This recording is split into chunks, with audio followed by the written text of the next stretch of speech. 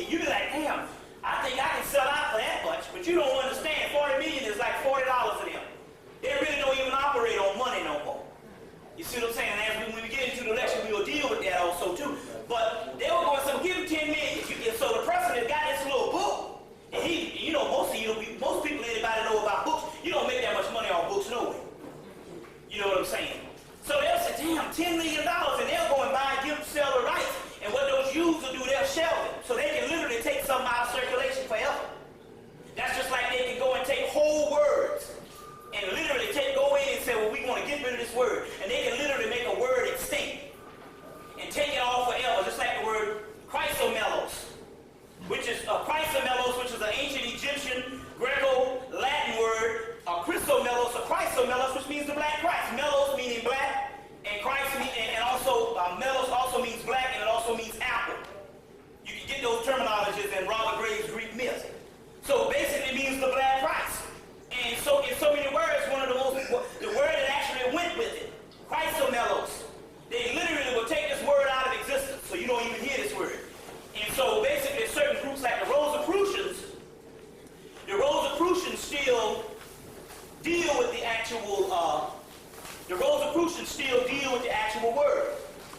You see what I'm saying? So it's for the general public and for most dictionaries of most basic knowledge, general knowledge, this word is a word that they literally carry into extinction.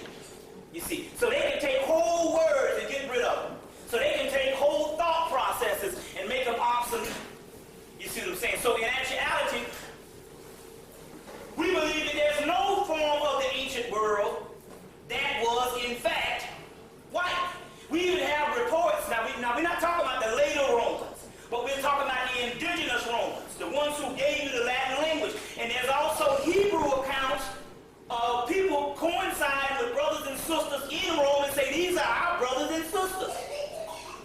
So now ain't no doggone black Hebrew in the ancient time gonna call no white motherfucker no brothers and sisters. And like I say, I have to preference this on every lecture, but let me explain something. As you get the earlier tapes, you see I hardly did any cursing, but as I got more spiritual, I started doing more cursing, and I couldn't understand why. And in so many words, what started happening, and you must understand that because we're all adults. But first of all, there's no such thing as a curse word because, like I said in all other lectures, when the ancient scriptures was laid down, there was no such thing as an English language. So therefore, how could something in the English language be a curse word? Coincide with all ancient scripture. So that's the first thing. The number two, I realized why I started doing this is because the simple fact that the Spirit came and revealed to me is this is a way of making sure that your stuff don't get on TV. See, what they'll do is they will go and put a person on TV and they'll splice up the tape and they'll have you sounding like, you some Messiah or whatever type thing like this. So they might have you saying, kill everybody on the planet, kill all the white people as far as shoot them in the head or whatever stuff like that. They can splice up stuff. Well, basically, if you take any of my tapes and they got all this cursing in it and stuff, it's harder for them to use. So in actuality, this was a blockage, this was an actual guard against the white boys using this stuff, and that's exactly what actually happened. So therefore, then again, on the other hand, it also has something to do with a form of initiation. Let's say if you're going up the cosmic ladder and you still are that petty to deal with how a person is saying something other than what a person is saying, that means that you got work to do. And obviously this lecture is not for you anyway. You see what I'm saying? Now, first of all, what I want to do is I want to preface this particular lecture because what we're dealing with here as the people that have been knowing me and heard of me long before today, about a couple of months ago, is I've been on the actual scene about 10 years, but I've been actually lecturing about 7 years. So what you got here is the end part of a 7-year series of bringing a certain amount of research. So therefore, I have to apologize at this particular stage because all the stuff at this particular stage sounds demonic. In so many words, it is demonic. It sounds evil. In so many words, it is evil. So I apologize for the people that are saying, what the hell is this nigga talking about? Am I going to hell? Am I listening to Satan or whatever? Well, you are listening to Satan. If you get where I'm coming from, all the people that know what time it is. But then again, on the other hand, we will always go back to synthesize this particular material. But then again, on the other hand, what we're trying to say here is there is over 100 tapes that led up to what we call the dark side, which started in January of 1998. You see what I'm saying? There's about 100 tapes, you see. And so my point is, if you're just coming in, if you just fell off some church wagon or some church bus, and you're coming up in here saying, I want to hear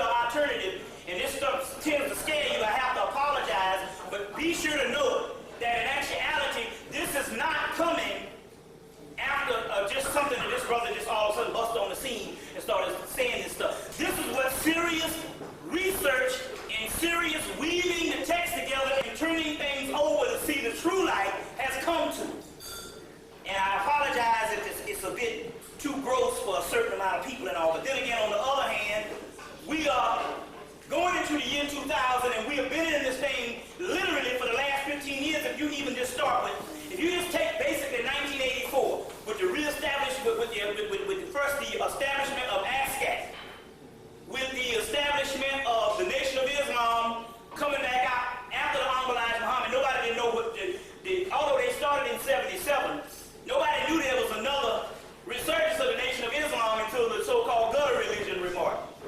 You see what I'm saying? So this is a whole melting pot of black people who have done alternative stuff other than Christianity. So we add everybody in this list. We talking about me, we talking about Brother Delbert Blair, we're talking about the whole Afrocentric community, Dr. Ben, John Henry Clark, Imam Esau, you call Rabboni, Yahweh Ben Yahweh. You see what I'm saying? So we all have conflicting views or whatever, but still yet these systems are still something other than your everyday, give me that old good old religion, it's good enough for me bullshit. You see what I'm saying? So we're talking about different people. It's just tons of people that has come out. So basically, if your ears have been closed up to now, that means you got some serious backtracking to do because you're damn near 10 or 15 years behind. We can even say that one of the most spiritual messages they had was when they ousted Vanessa Williams, the first black Miss America, from her throne. And at first I really didn't pay no attention to it until when I found out that the day that they set her down, or they announced her, and she so-called abdicated the throne, was July 23rd, 1994.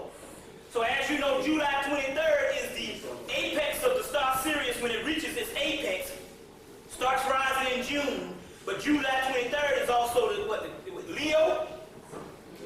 You see what I'm saying? And so when this happened, we understand that this also represents what is called the fallen Shekinah, another spiritual message of the black feminine energy being in exile. And basically, we are the children of the mother, other than the father. The father is a later day mythology. We are pre-dynastic, and we are the children of the mother. So we're dealing with the son of the mother, other than the son of the father. And later on, the mother and the son became demonic. So she's Leviathan and her son Behemoth. You see what I'm saying? So Leviathan comes from Latiaphon, and Latiaphon comes from Typhonian Latiaphon, and that comes from Dracon, or Alpha Draconius, which is the apex of the meridian of the deepest part of space. And this is all pre-dynastic mythology. So we're dealing with something that is the oldest. That is the oldest. So some people say Samaria, some people say Egypt. All of those are different schools of the same old cult. But what predates those is, you know it's old when it's characterized as satanic. That just means it's primal, prime, evil, Eve, which is beginning, L, which means star, or sun, S-O-N or S-U-N, prime evil. Our world is built from a series of primal worlds. That's the Kabbalistic mythology and any other mythology. So Ra comes into being by overthrowing Apep. Apep is Ammit, Tyert, Tiamat, all of these different aspects of the Great Mother. So this is the science that we're dealing with as carving this particular science back up. So let's pour a libation. Got everything going. Got a lot of good information. So you know how it is. I got anywhere from 6 or 8 hours worth of information. So take your fill. When you get tired, just go on home, or just hang on out. You know what I'm saying? Think of it as an origin. Now, ain't nobody getting up from an origin.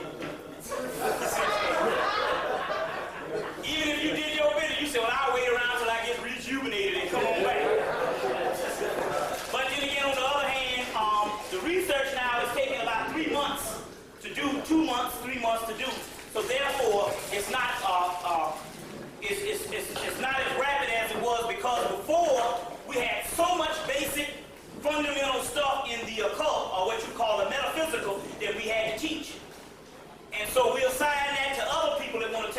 brains in doing that. But right now, we've become very specialized, and this is a scholar's lecture.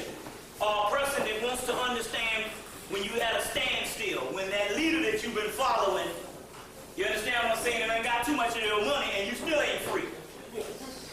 You see what I'm saying? And at this particular point, I'm thinking at this particular point, it is very key that you get rid of anybody that's over you. That is the key to your soul, is you can't have no other nigga over you telling you that you're going to be illuminated by some other asshole telling you he's some master. You are the master. If you don't get this shit, then maybe you are an eternal follower. You see what I'm saying? That's one of the keys. I ain't a following nobody. Like they say, take these damn bullets. And then, you know, we can do some things. Like I said, they got this Dragon Con, which is a actual a festival that is coming. I'm trying to get the date. I don't know the date. I think the date is, if I'm not mistaken, I think it's July the 1st through the 4th in Atlanta. So now, we sitting up here, we say, oh, that's just fairy tale, oh, that's just sci-fi. But this is a major convention coming down. You see what I'm saying? They even got Billy D. Williams coming back as Han Solo, what's his name, Lando Calrissian, he'll be there. You see what I'm saying? And they got all these people from Star Wars, they even got Adam West, Batman gonna be there.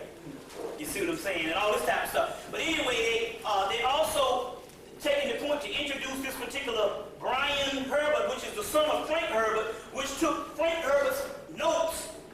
And Frank Herbert, as you know, is the author of Doom. So he had notes on a book that is the actual times prior to Paul Atreides or where Doom starts. So it's just like the Star Wars thing. There's 2 or 3 trilogies prior to Doom. Now, why are they doing this? Number one, we'll get into that particular cycle because they're trying to reverse something. When you understand the esoteric flow of things and what the Europeans is also trying to do. But then again, on the other hand, it's interesting because they're saying they're celebrating 35 years, which this particular book should be of some particular, it should be of some particular interest to us because the simple fact that Doom was scheduled to come out in 1963, and they held off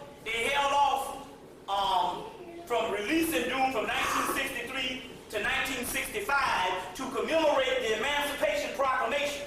So one of your gifts that you got was the book Doom, commemorating the Emancipation Proclamation, the 100-year centennial.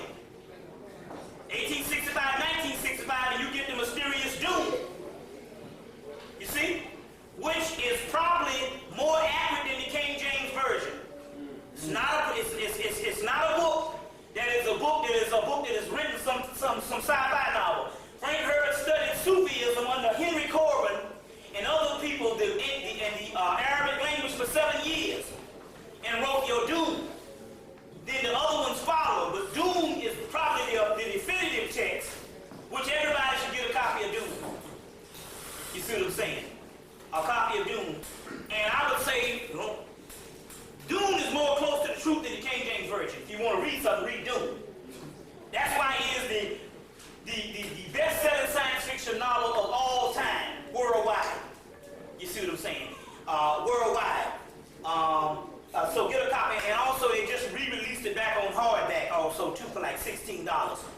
But there's just the glossary alone in it lines up with different things, but we're talking about spice, and he who controls the spice controls the universe, and spice is what? Melange, which is melanin.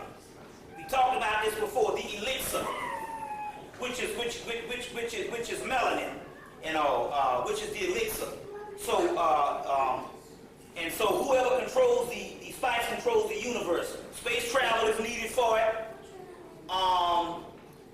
You don't age with the spice. And so basically, we're going to get into this particular space travel because we got to redirect this whole UFO thing that the government is just basically taking for a ride, and basically it's a joke now.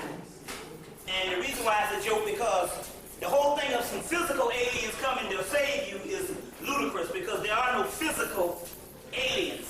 The only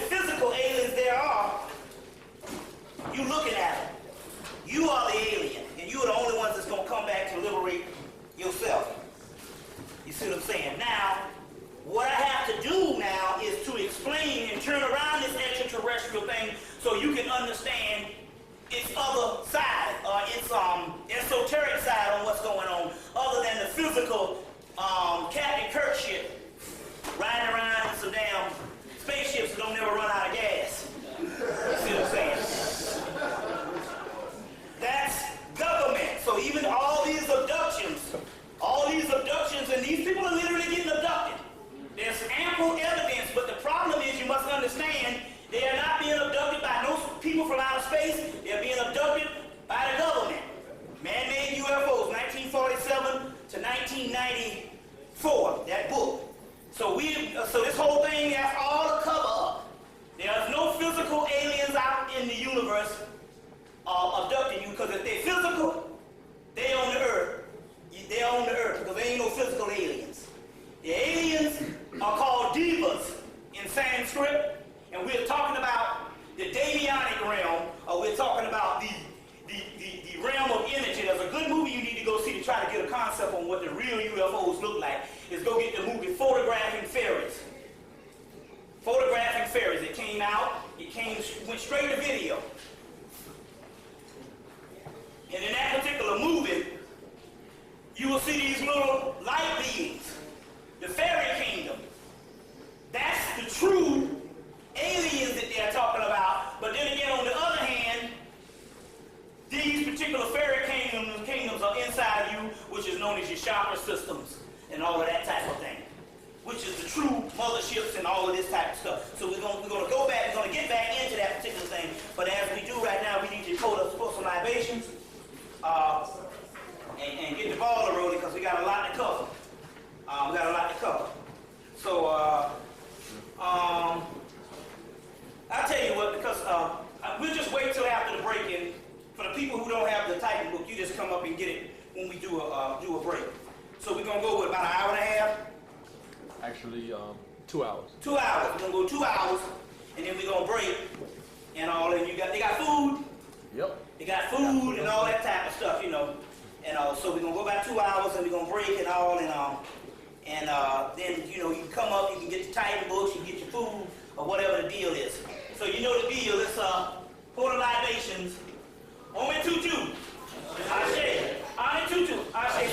So don't get tired. I'm going to give you some loud ashes and stuff. Because it actually, it's only enhancing your own energy. So I'm going ashe. Like that. So you say, only tutu. Ashe. Tutu. Ashe. Shuleba. Ashe. Shuleka. Ashe. Shuleka. Ashe. Shuleka. Ashe. Shuleka. Ashe. Shuleka. Ashe. Shuleka. Ashe. Shuleka.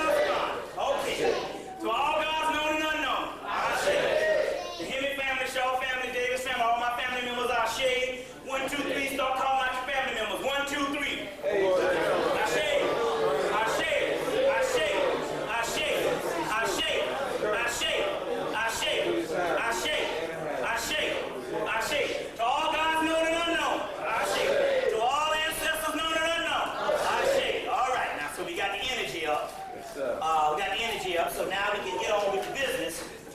That was pretty powerful there. Yeah, that's the way we got to do it. To get the energy flowing. You know what I'm saying? So now, let me just get my notes here for what I'm going to deal with. Let's see, a few things. First of all, I want to show you this. I think I got it in my bag. I want to show you this particular picture right here. Get some things out of the way. Oh, excuse me, I'll get that out of the way.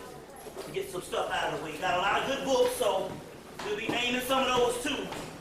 Also, but I want to show you this particular picture if everything go right and somebody didn't steal it, because I went to Chicago and he stole my damn my book when I was talking about the black hole at the Discover magazine I've been showing for the last couple of months. Some nigga stole it.